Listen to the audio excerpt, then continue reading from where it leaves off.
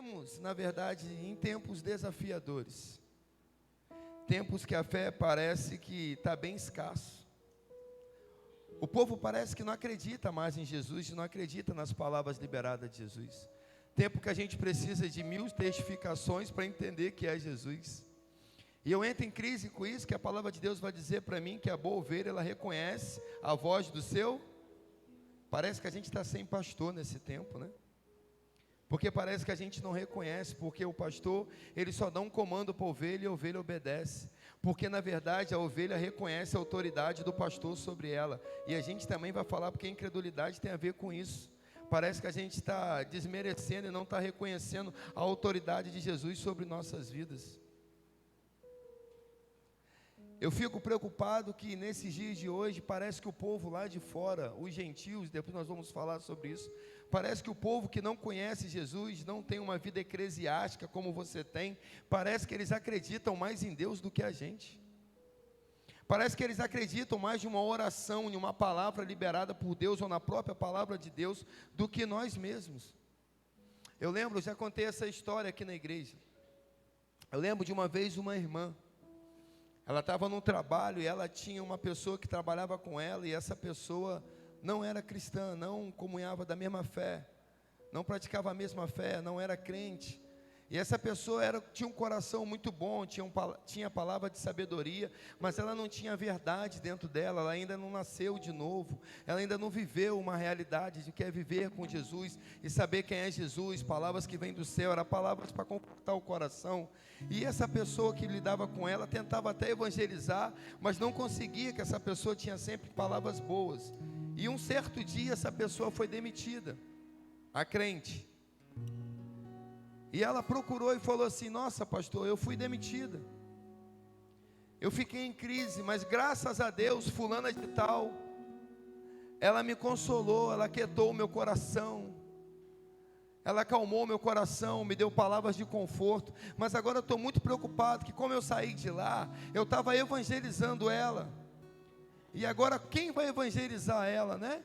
Porque, tipo assim, se eu não estou mais lá, quem vai ganhar ela para Jesus e tal? Eu estou muito preocupado, estou desesperada, que perdi o emprego e tal, ora por mim, aquela questão toda. Eu falei assim: ô irmã, nós vamos orar agora. E na hora da oração eu comecei a orar por duas coisas. Eu comecei a orar não somente para a amiga dela se converter, para Deus dar um emprego para essa que saiu, e para Deus converter ela também. E quando eu terminei de orar, ela falou assim: pastor, acho que o senhor não entendeu, eu já sou crente, eu sou da igreja, eu já tenho Jesus no meu coração. E eu falei para ela: desculpa, minha irmã, eu tenho que ser sincero na minha oração, mas a irmã precisa se converter. Que uma pessoa que não tem Jesus aquieta o seu coração e traz paz para o seu coração, você que precisa dar paz para essa pessoa, não ela dá paz para você. A sua paz vem do céu. Parece que a gente está vivendo hoje essa incredulidade e falta de fé, e a minha preocupação é da gente como igreja, para onde nós estamos caminhando, para onde nós estamos indo. Porque o povo lá de fora acredita mais no nosso Jesus, nas palavras dele, do que a gente. O povo que não tem Deus no coração pastoreia a gente. Como é isso, gente? Não que nós somos melhores do que ninguém, mas é porque nós temos o Salvador conosco. Ele é tudo que a gente precisa. Parece que a gente não reconhece a autoridade que ele tem sobre mim e a sua vida. E isso precisa mudar, irmão. Eu vi, na verdade, no Instagram essa semana algo que me marcou e eu peguei para a minha vida. Eu peguei, não sei se você viu esse vídeo, mas um pastor, ele ensinou, ele falou assim: você sabe a distância entre o céu e o inferno? Alguém sabe responder a distância entre o céu e o inferno? Hã? Alguém sabe? Jackson não vale não, ele já viu o vídeo. Ninguém sabe. Quem é o que, Arruda? Não chega a ser incredulidade. Sabe qual a distância entre o céu e o inferno? 30 centímetros. Como assim, pastor Jonelli? 30 centímetros? 30 centímetros, que é o seu coração da sua mente. É a distância entre o céu e o inferno. E eu estou preocupado nos dias de hoje, porque nós temos uma geração que diz que crê em Deus, mas na verdade é incrédulo, porque crê em Deus com o seu pensamento, mas o seu coração está longe dele. Uma geração hoje que tem até a mente transformada, mas não tem um coração transformado, irmão. E o coração transformado é que vai fazer você ir para o céu, porque só vai para o céu quem nascer de novo. Se você não nascer de novo da água e do Espírito, você não é digno do reino de Deus, você não vai para o céu, irmão. Mas eu entendi na minha mente, eu sei quem é Cristo, eu creio em Jesus porque minha família é da igreja, eu sempre fui criado na igreja. A sua mente entendeu tudo isso, mas se o seu coração não entendeu, irmão, cuidado com o seu caminho. Porque os fariseus, eles entendiam, o próprio Nicodemos, o mestre da lei, entendia muito da palavra, entendia muito da lei, entendia muito dos costumes, entendia tudo. Mas quando teve com Jesus, ele falou: meu amigo, você precisa nascer de novo. A sua mente já entendeu, mas o seu coração não. Cuidado, para a sua mente estar entendendo muita coisa, mas o seu coração na verdade está longe dele. E o que vale é o nosso coração. E eu fico preocupado, porque o povo lá fora parece que está com o coração mais inclinado para Deus do que eu e você. Mas eu quero iniciar com vocês, olhando para o exemplo desse centurião de Mateus capítulo 8. Esse homem nos ensina uma fé genuína, uma fé que não conhece barreiras. Ao lermos isso, vamos ler o texto. Mateus capítulo 8, versículo 5. Entrando Jesus em Cafarnaum, dirigiu-se a ele um centurião pedindo-lhe ajuda, e disse: Senhor, meu servo está em casa paralítico, em terrível sofrimento. Jesus lhe disse: eu irei curá-lo. Respondeu o centurião: Senhor, não mereço receber-te debaixo do meu teto, mas diz apenas uma palavra e o meu servo será curado. Pois eu também sou homem sujeito à autoridade, grava isso. Como soldado, sob o meu comando, eu digo a um: vá, e ele vai. E a outro: venha, e ele vem. Diga ao meu servo: faz isso, e ele faz. Ao ouvir isso, Jesus admirou-se e disse aos que seguiam: digo-lhes a verdade, não encontrei em Israel ninguém com tamanha fé. Gente, esse homem é um gentil, ele demonstrou uma fé genuína ao encontrar-se com Jesus. Uma fé que ninguém tem. Eu fico pensando, imaginando, e eu gosto de viajar. Imagina eu que não conheço Jesus, eu ouvi falar de Jesus, porque esse a gente ouviu falar, depois eu vou falar ainda sobre isso. Mas quando ele se encontra com Jesus, o próprio Jesus olha para ele. Quantas pessoas não queriam falar e chegar perto de Jesus? E esse oficial, ele chega até Jesus, e Jesus fala logo de imediato para ele: eu vou curar, eu vou à sua casa. Eu fico imaginando eu e você hoje. Imagina um momento de oração que você falar alguma coisa para Deus e Deus falar assim: eu vou na sua casa hoje. Será que alguém aqui teria uma fé suficiente, um coração desse gentil, a ponto de dizer assim: o Senhor não precisa que eu reconheça a sua autoridade, eu sei quem você é, eu sei o que você está fazendo, sei o que você pode fazer, e sei ainda o que o Senhor ainda vai fazer, fique tranquilo, eu tenho certeza que ao chegar à minha casa, o meu servo já vai estar curado, porque eu sei em quem eu estou pedindo, e eu sei quem está liberando essa palavra. Será que a gente teria uma fé assim? Ou a gente seria incrédulo bastante de ter que levar ele para a nossa casa? E eu fico preocupado com as palavras de Jesus, quando ele fala assim: em todo Israel eu nunca vi uma fé assim. E quando ele fala isso, ele fala para aqueles que estavam seguindo ele, os seus seguidores, os seus discípulos. O que a gente aprende com isso?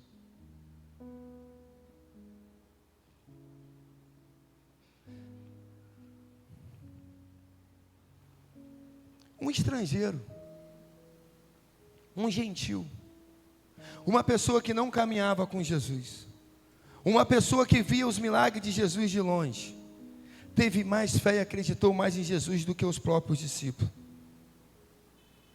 Uma pessoa que sabia que uma palavra de Jesus era suficiente para ele. Quantas palavras têm sido suficientes para mim e para você nesse tempo? Será que hoje nós não estamos vivendo um tempo de incredulidade? Será que hoje a gente está reconhecendo a autoridade de Jesus Cristo sobre minha vida e sobre as nossas vidas? Um homem que jamais foi seguidor de Jesus. Quantas vezes Jesus fala para mim e para você, e quantas palavras é liberada desse púlpito, quantas palavras foi liberada para a sua vida, e você parece que não sabe quem está liberando isso para você? Quantas vezes nós duvidamos daquilo que Jesus falou para a gente? Como que um incrédulo recebe uma palavra, e além de receber uma palavra só, além de ele acreditar e reconhecer a autoridade de Jesus, ele desdenha e não faz questão de perturbar, tipo, Jesus, não precisa ter trabalho comigo, não precisa ir à minha casa, eu sei quem está me mandando um recado, eu sei em quem eu tenho crido, eu sei em quem eu estou pedindo. Eu não sei você, mas eu entro em crise, irmão. Porque quantas vezes a gente não faz o mesmo com Jesus? Quantas vezes Jesus libera a palavra para mim e para você, e a gente duvida do poder do que Ele pode fazer? Lucas 1,37 vai dizer para mim e para você, porque para Deus... E por que a gente duvida tanto? Por que a gente diminui tanto o nosso Jesusinho? A gente acabou de cantar que Ele é bom. O teu amor dura para sempre. Por que a gente desacredita tanto? Por que a gente é tão incrédulo? Aí eu fico preocupado, e eu tenho essa neurose minha, preocupar com o coração de Jesus. O que Jesus está achando, olhando para mim e para você, dizendo, eu estou liberando palavra para você, e você está pedindo 1000 testificações. Eu libero uma palavra para quem não me conhece, para quem não é meu filho, para quem não é meu servo, e uma palavra minha para ele é suficiente. Por que para você eu tenho que falar várias vezes? Por que para você eu tenho que dar várias testificações? E Jesus, ele viveu isso o tempo todo. Jesus, ele viveu a vida dele toda nessa terra debaixo de dúvida. E eu comecei a pesquisar e comecei a ver isso. Os próprios fariseus, os mestres da lei, pessoas que conheciam a palavra de Deus, pessoas que estudavam, pessoas que escreviam, pessoas que estavam esperando a volta do Messias, mas essas mesmas pessoas questionavam a sua autoridade, e tentavam pegar Jesus em contradição, tentavam o tempo todo dizer que Jesus era um mentiroso, o tempo todo eles duvidavam no próprio Jesus. Só que o amor de Jesus dura tanto para sempre, que ele chega para os próprios fariseus e alerta, e Jesus repreende esses caras dizendo, vocês não acreditam em mim? E Jesus lá em Mateus 12, 38, até o versículo 40, depois você pode ler, Jesus chama eles de geração incrédula. Isso dá um peso para mim. Será que hoje nós não somos uma geração igual desses fariseus e mestres da lei, uma geração incrédula? Uma geração que estuda a palavra, uma geração que conhece a palavra, uma geração que ouve a palavra, uma geração que ensina a palavra, mas uma geração que não conhece a autoridade de Jesus. Uma geração que não tem fé suficiente de entender que basta uma palavra dele, que seja suficiente para mim e para a sua vida. Só que o pior de tudo não é essa geração de fariseus. O pior de tudo são os próprios discípulos de Jesus. Discípulos que andavam com Jesus diariamente, tiveram momentos que eles mesmos duvidaram da divindade de Jesus e das palavras e dos seus ensinamentos. Quando Jesus fala com Pedro sobre o seu ensinamento, sobre o seu sofrimento, dizendo que ele vai morrer, o próprio Pedro, impulsivo, tenta repreender Jesus e corrigir Jesus, dizendo para Jesus que ele nunca ia morrer, que ele nunca ia padecer, que ele não ia passar por isso. Jesus repreende ele, e repreende de uma forma severa. Para trás de mim, Satanás. Ele chama o próprio Pedro de Satanás. Eu ouvi um pastor também essa semana falar isso, achei interessante. Jesus, ele é top demais, né? Ele chama Pedro, que é considerado como amigo, um cara íntimo, de Satanás. Chama Judas, que o traiu, de amigo, né? Esse evangelho nosso é uma benção, né? Aquele que vai nos trair é amigo, né? Aquele que está confrontando a gente é nosso amigo, a gente chama de Satanás. É o evangelho de Jesus, na contramão do mundo, para a gente não entender nada. O próprio Pedro e os discípulos duvidaram disso. Os discípulos no mar, eu já preguei aqui para vocês várias vezes, no momento da tempestade. Eles duvidaram de Jesus, a ponto de Jesus olhar para eles e dizer para eles: homens de pouca fé, por que vocês estão tentando acalmar a natureza, acalmar o mar, acalmar a tempestade, achando que vão morrer se eu estou no barco com vocês? Vocês são muito incrédulos. Será que vocês ainda não aprenderam? Quantos milagres vocês viram fazer? Vocês ainda duvidam da minha palavra e da autoridade que foi dada sobre mim? Eu não sei se vocês estão comigo, gente, amém? Eu não sei se você está entendendo, mas eu estou olhando para a gente como aquela geração de fariseus. Uma geração que conhece a verdade, conhece Jesus, mas parece que não reconhece a autoridade dele sobre nós. Uma geração incrédula. Uma geração que não tem fé, nossa fé está escassa, gente. A gente está acreditando só nas coisas que convenham, ou as coisas que a gente acha que vai acontecer no natural. Fé é o sobrenatural, irmãos. Fé é a gente acreditar em algo. Quando a gente olha assim, mano, não tem mais jeito, a gente já está entregando os pontos. Você quer ver uma coisa? As nossas orações hoje são sem fé nenhuma. Porque um diagnóstico médico, uma circunstância no olhar humano, que a gente percebe que não tem mais jeito, a gente já se conforta. Não tem jeito. Será, irmãos? Será que realmente não tem jeito? Será que Deus não quer criar alguma situação que não tem jeito nenhum, para exercitar em mim e você uma fé a ponto da gente orar, e aquilo que não tem jeito passar a ter jeito? Será que a gente tem fé suficiente para, quando uma pessoa chegar, cara, um diagnóstico médico e dizer, mano, não tem a medicina, não tem mais o que fazer, não tem cura, não tem, já era, é só ir para casa e esperar a morte. A gente já, a medicina já falou, não tem jeito, a gente se conforta, aí a gente já começa com aquela incredulidade, aquela hipocrisia.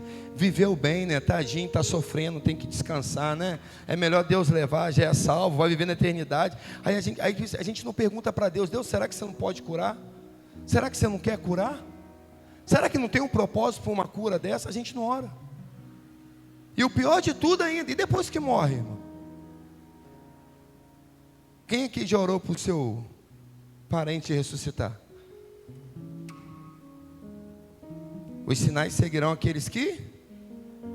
Se a gente não acreditar nisso, irmão, se a gente não ter fé, porque a palavra garante para mim e para você que nós vamos fazer sinais iguais, ele fez, e até maiores. Só que nós somos uma geração incrédula, a gente não acredita que Deus pode fazer milagre. E eu estou falando de coisas assim pesadas. O pior é você não acreditar que Deus pode mudar a vida do seu parente dentro da sua casa. Ele é cabeça dura demais. Ele é complicado demais, não tem como. Deixa eu abrir um parênteses e contar um testemunho, porque eu falei isso ontem, que eu lembrei disso ontem na igreja que eu preguei. Eu já contei meu testemunho com meu pai aqui, mas não vou entrar nisso, mas é uma questão de fé.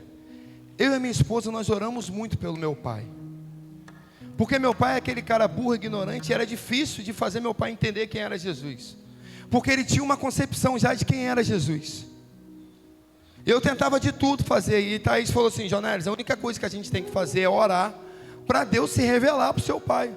Porque quando eu ia pregar para o meu pai, ele dizia para mim assim: só porque você estudou esses anos aí no seminário, esse negócio de faculdade, rapaz, eu estou vivido, eu conheço mais Deus do que você. Mas eu sabia que a mente do meu pai estava transformada, mas o coração não.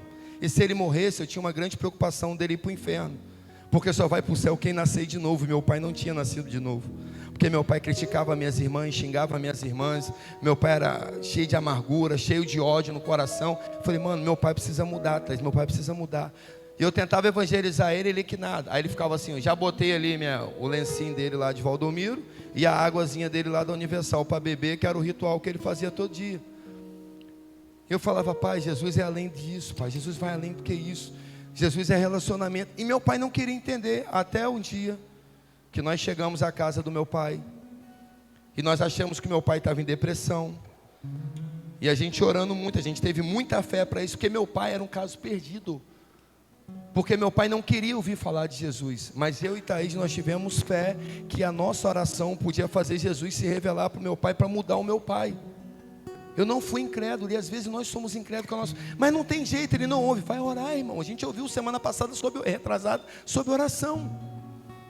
Ele não quer ouvir ninguém? Não. Irmão, tudo pode te impedir de você falar, mas oração nada pode impedir, irmão. Nada te impede de orar, e a oração move lugares. A oração entra em lugares impenetráveis, que qualquer coisa pode não entrar. A oração entra. E a gente começou a orar. Eu chego na casa do meu pai está meio choroso. Aí Thaís olha para mim e fala assim, ó, seu pai está meio depressivo, Jana. Eu falei, eu também estou achando. Aí roda daqui, roda dali, eu falei assim, pai, como é que o senhor está? Aí ele começou a chorar, rapaz, aconteceu um negócio estranho aqui comigo. Eu falei, o que aconteceu de estranho com o senhor? E meu pai era aquele cara burro, ignorante, tipo da roça mesmo. Atrás do sofá tinha um porrete. No banheiro tinha um facão atrás do negócio assim, do box. No quarto dele tinha uma foice embaixo do travesseiro. No armário tinha uma arma. Cada lugar da casa ele tinha alguma coisa. Tipo assim, se entrar um ladrão aqui, eu tenho como me defender. Esse era meu pai. E ele falou, Jonelis, aconteceu um negócio muito louco. Meu pai estudou até a 4ª série, só sabia escrever o nome dele, muito mal. Eu falei, o que aconteceu, pai? Ele, rapaz, eu estava dormindo. Do nada, quando eu acordei, tinha um homem sentado na minha cama. Aí eu e Thaís já olhamos um para a cara do outro, um homem. Como é que era esse homem? Meu pai não lê Bíblia, irmão. Não sabe ler. E meu pai fala assim, rapaz, era um homem com a roupa branca, cabeludo, mas não sei por que eu não conseguia ver o rosto dele. Estou entendendo. Aí o que esse homem falou? Ele botou a mão no meu peito e falou assim, ó, fica tranquilo, vai dar tudo certo, você é meu. E eu não entendi nada, que eu queria, e eu não conseguia, e ao mesmo tempo eu senti uma paz. Aí ele começou a chorar, e aí eu senti um negócio, que tem um negócio aqui. Meu pai foi materialista, preocupado com as casas, com os bens. Ele olhou para mim e falou, Jonélio, eu confio em você, pega os documentos da casa, vende tudo, divide para suas irmãs. Ele estava sem falar com as minhas 2 irmãs, brigado com elas. Procura as suas irmãs, eu quero pedir perdão para elas. Eu falei, como é? Falei, nunca vi meu pai pedir perdão para ninguém, irmãos. Falei, o senhor quer pedir perdão? Ele eu quero mudar de vida e tal. Aí depois olha para mim, e a casa lá, como é que está a construção? Falei, está fluindo, pai. Faz o seguinte, faz um quarto para mim que eu vou morar com você. Eu falei, como é que é? Papai nunca dormiu na minha casa, nem na casa das minhas irmãs, que ele achava isso um cúmulo. Eu falei, não acredito. Aí eu olhei para Thaís, aí Thaís, Jonelis, Deus ouviu a nossa oração, a gente teve fé. E Deus abriu os olhos espirituais do seu pai. O seu pai aceitou Jesus. Seu pai teve uma experiência com Jesus. E quando ele ficou internado na época do Covid, né, que vocês sabem a história, eu ia pegar notícia do meu pai e eu ficava assustado, os médicos. Ah, você que é filho do seu João, né? Ele é tão religioso. Eu falei, meu pai é religioso? Ele só fala em Deus. Você não é o filho dele, que ele falou que ele vai morar junto, que ele só fala que vai morar com você. Eu falei, aham. Eu falei, Jesus realmente apareceu para o meu pai. Eu tive fé para isso. E meu pai morreu, como todo mundo sabe. Só que a grande questão, lembra até a pastora Érica, que prega aqui, a nossa pastora, ela falou uma coisa para mim depois que eu fui entender, porque uma semana depois que meu pai morreu, eu preguei uma palavra na igreja sobre discernir a voz de Deus. Inclusive eu acho que vou até repeti-lo, para a gente ouvir e discernir a voz de Deus. E a pastora falou para mim, Jonélio, você pregou sobre ouvir a voz de Deus e discernir a voz de Deus, e você mesmo não está discernindo e ouvindo a voz de Deus. Eu falei, por quê, pastor? Você teve fé e você orou. Qual era a grande questão que te preocupava? Eu falei, meu pai não ser salvo e não ir para o céu junto comigo. Aí ela, e seu pai morreu dizendo o quê, Jonélio?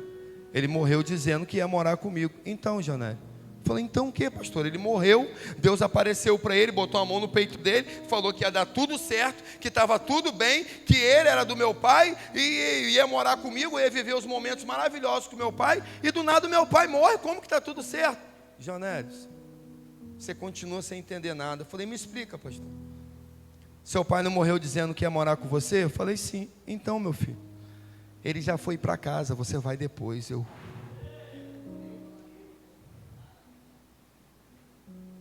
A nossa incredulidade, às vezes a gente pede até coisa para Deus e Deus faz, nem a gente acredita que Deus fez. A gente é miserável demais, né? Aí dá vontade de... Dá vontade de matar a gente, porque a gente pede as coisas, a gente duvida até daquilo que Deus pode fazer. Eu pedi tanto, nós pedimos tanto a Deus, e Deus fez, Deus salvou meu pai. Não tenho dúvida que meu pai está no céu, eu vou encontrar com ele lá. Por quê? Não foi um homem, ninguém que evangelizou meu pai. Deus se apresentou para o meu próprio pai. Mas eu tive fé para isso. Você tem fé para Deus visitar algum parente seu que está enfermo? Você tem fé para que Deus possa salvar alguém que todo mundo na sua casa diz que não tem mais jeito? Tinha jeito para você, irmão? Você não está aqui, Deus não fez em você, por que não pode fazer nos outros? E eu fico imaginando Deus olhando para mim nessa hora: Jonelis, como você é incrédulo. Você ora, você me pede isso e você não acredita, eu fiz. Você prega sobre discernir e ouvir a minha voz e você não consegue ouvir a minha voz. É a mesma coisa com os discípulos. É a mesma coisa, Jesus viveu com os seus próprios irmãos. A Bíblia vai relatar para mim e para você que os próprios irmãos de Jesus, como Tiago e Judas, eles inicialmente não acreditavam na missão da divindade de Jesus, eles não acreditavam na palavra de Jesus. João capítulo 7, versículo 5 vai dizer: nem mesmo seus irmãos acreditaram nele. Por que Jesus vive com tanta incredulidade, desde o tempo passado até os dias de hoje? As próprias pessoas em Nazaré, da onde Jesus nasceu, a cidade de Jesus, eles duvidaram do que Jesus poderia fazer, eles duvidaram quem era Jesus. Mateus 13, 55, 58 vai dizer para mim e para você: não é esse o filho do carpinteiro? Não se chama Maria, sua mãe, e seus irmãos Tiago, José, Simão e Judas? Por acaso esse pode fazer alguma coisa? Ele é o Messias, é o enviado, é o esperado? Pode vir alguma coisa boa lá desse lugar? É um simples filho de carpinteiro. Eles não reconheceram a autoridade de Jesus, e aí causa um pânico dentro de mim, um medo, que eu quero dividir com você como igreja. Porque Mateus 13, 58 vai dizer assim: e Jesus não realizou ali muitos milagres por causa da falta de fé daquelas pessoas.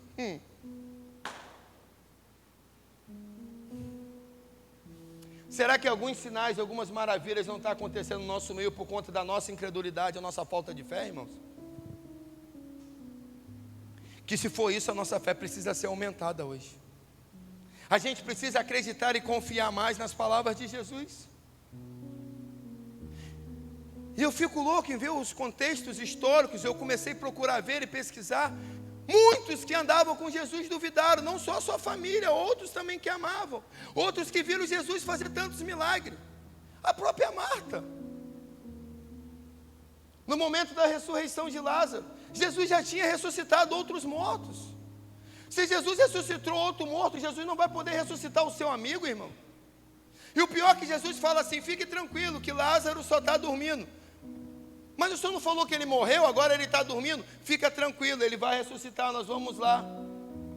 E na hora que ele, Marta olha e fala assim: se o Senhor estivesse aqui, meu irmão não tinha morrido. Marta, há tempo para todas as coisas, mas eu cheguei, eu não chego atrasado, eu estou aqui. O Senhor vai ressuscitar? Vou. Aí quando ele olha, fala assim: ei, vai lá e tira a pedra. Vamos retirar a pedra. Ela acreditou que Jesus ia ressuscitar, mas ela olha para Jesus e questiona Jesus: mas ele já cheira mal. Empecilho. Quantas palavras Deus libera para mim, para você, e a gente dá um já cheira mal para Jesus?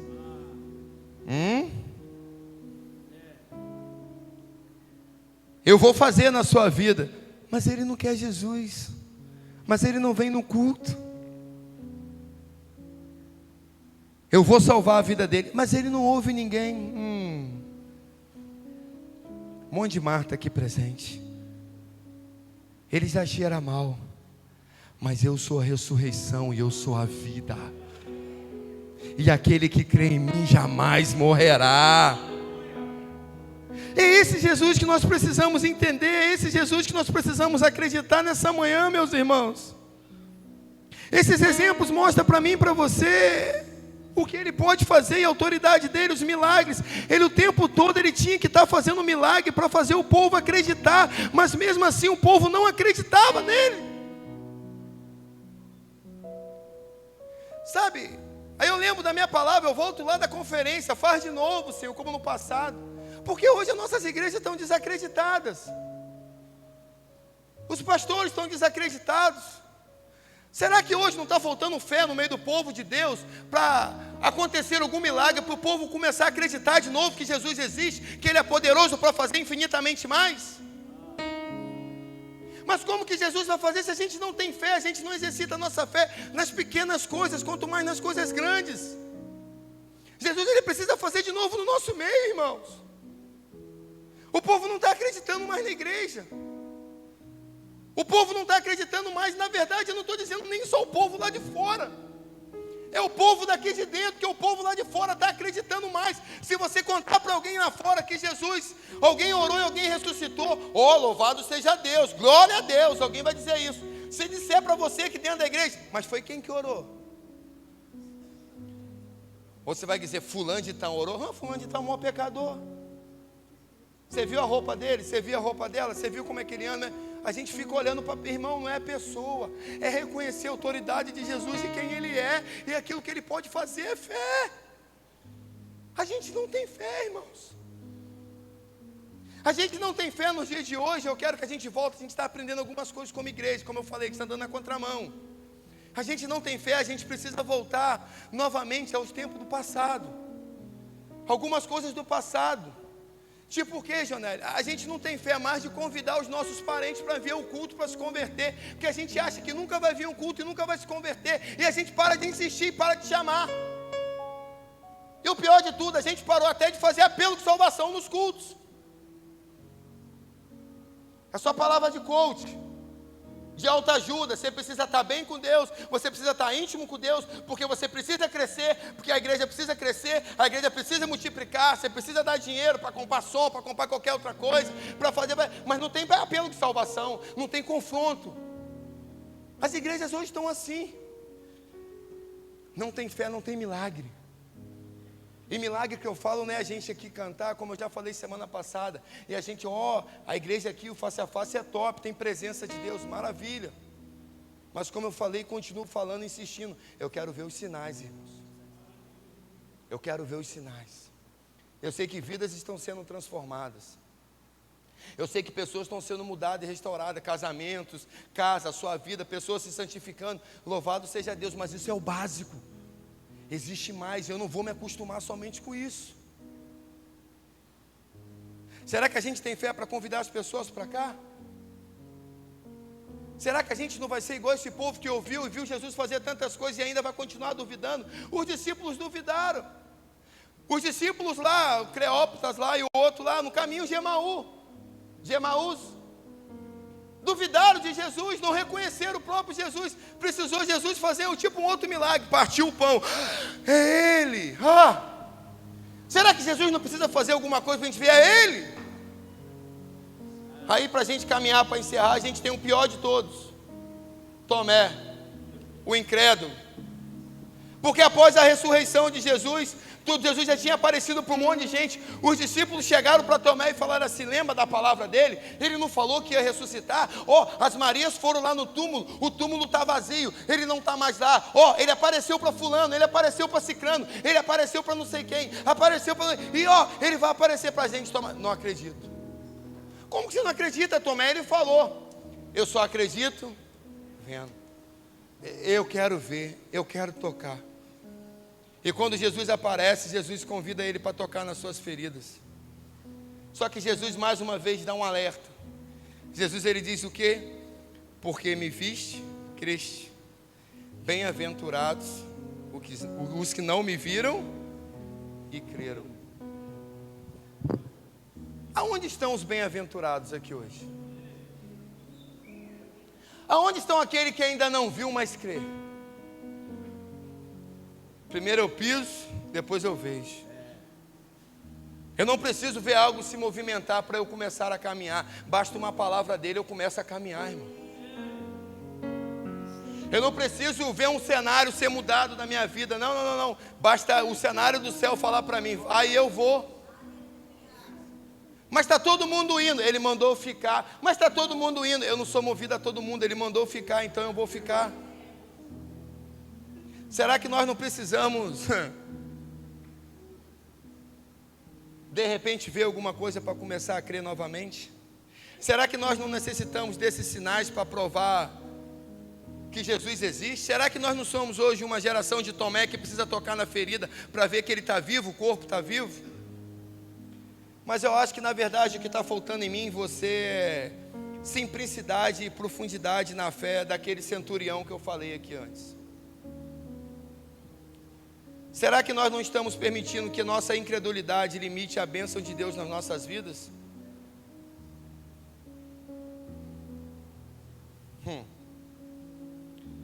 Hoje eu quero te convidar em nome de Jesus a você examinar a sua fé, a você entender e perceber, tipo assim, será que você confia realmente nas palavras do Senhor? Ou será que você está olhando ainda para as suas dúvidas e você reconhece que você passa muito longe daquele centurião? A gente pode experimentar muitos milagres simplesmente crendo em Jesus. A gente, como igreja, nesse tempo, a gente corre um grande risco de ver pessoas experimentar grandes milagres e grandes oportunidades e a gente, como filho de Deus, ficar de fora.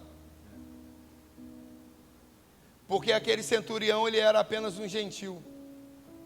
Ele era uma pessoa que não acreditava em Deus. Ele era uma pessoa que não sabia quem de fato Jesus era. Ou na verdade, ele sabia. Ele sabia quem Jesus era. Ele sabia quem ele estava pedindo.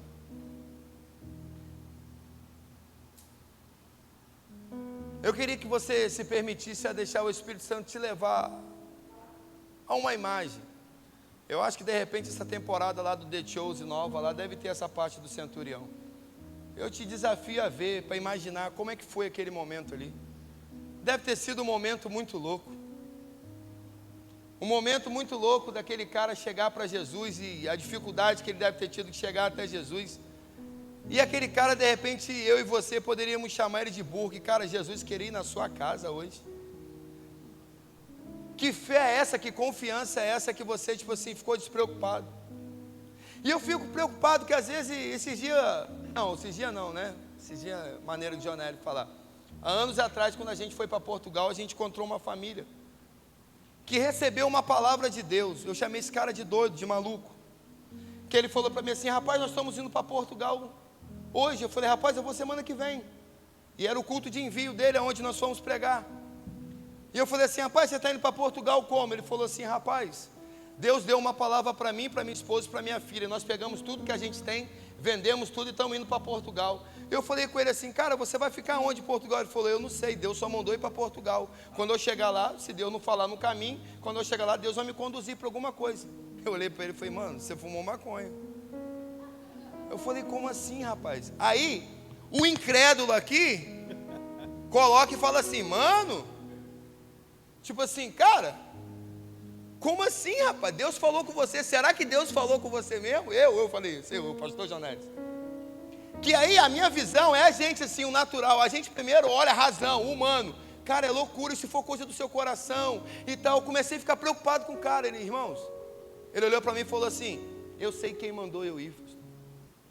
Eu vendi tudo, minha casa, vendi tudo a preço de custo e estou indo para Portugal. E ele foi. E a gente foi também para Portugal para ministrar lá. Quando chegou lá, encontrei ele numa praça. E aí, varão? E ele, aí, varão, está bem feliz ele, a esposa dele, a filha de 9 anos. Falei, esse cara é maluco. Falei, você está morando aonde? Ele, rapaz, estou morando numa casa que um pastor me emprestou. Eu falei, rapaz, me conta essa história direito. Rapaz, eu cheguei aqui no aeroporto de Lisboa, quando eu desci, tinha um pastor que perguntou para mim, você que é fulano de tal? Deus mandou vir aqui cuidar de você. Ele falou, esse Deus não falha. É coisa simples, irmão, mas ele acreditou, ele confiou, ele teve fé, e eu fui incrédulo. Eu falei, mano, e aí? Ele, mano, e aí que esse pastor me botou em uma casa que ele tinha, não está me cobrando aluguel, eu já arrumei emprego, a minha esposa já arrumou emprego, minha filha vai começar a estudar segunda-feira, e as coisas começaram a acontecer. Resumindo para você, ele está bem de vida e está em Portugal até hoje. Agora, já pensou se ele duvidasse da palavra que Deus mandou para ele? Quantas vezes Deus manda você largar tudo e fazer uma coisa e fica assim, mas será que é de Deus? Mas o cenário me mostra o contrário. E o pior é que você vai conversar com um incrédulo miserável igual a mim, vai dizer para você assim, mano, olha direitinho, isso é coisa do seu coração. A boa ovelha, ou melhor, a verdadeira ovelha, ela reconhece a voz do seu pastor. Mas aí eu tenho uma pergunta para você. Você tá bom, pastor, eu entendi tudo isso. Mas como sair da nossa incredulidade para viver uma vida de fé? Como vencer a incredulidade dentro de mim?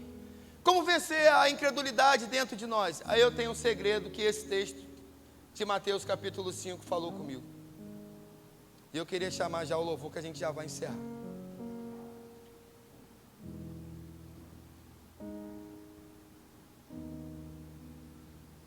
Mateus capítulo 8, perdão.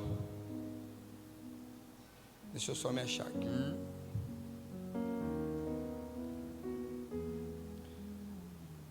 Mateus capítulo 8, versículo 9.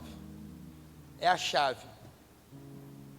Você que gosta do negócio do coach, a chave para você virar algo na sua vida, virar a sua fé, para você deixar de ser incrédulo, está no versículo 9.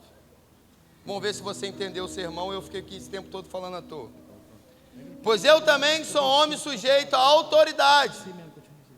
Como soldados sob o meu comando, eu digo: a um vá, e ele vai, e a outro vem, e ele vem.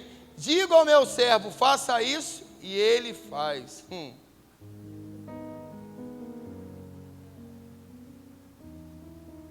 Você pode olhar para mim e dizer: o que esse texto tem a ver com a chave?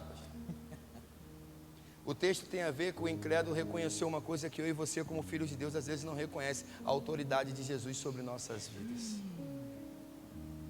Através da vida desse centurião, nós podemos concluir que a fé é o alicerce na consciência de que Jesus, com todo o seu poder e autoridade sobre todas as coisas sobre nossa vida, é reconhecer que Jesus é Filho de Deus.